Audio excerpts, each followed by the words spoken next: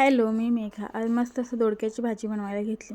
भरलेला दोडका खरं तर मला अजिबात आवडत नाही. मला तर बटाटा टाकून दोडक्याची सुक्की केलेली भाजी खूप आवडते.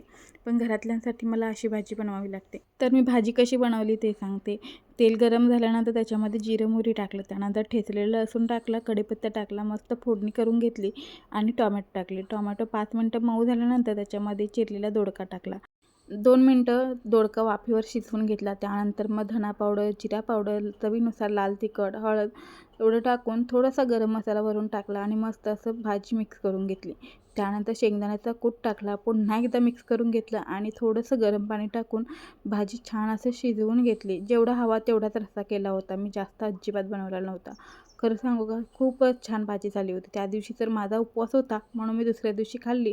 तर खरंच खूप छान भाजी झाली होती. मला पहिल्यांदाच दोडक्याची भाजी एवढी आवडली. तर तुम्हाला भाजी माझी आवडली का? मला नक्की सांगा.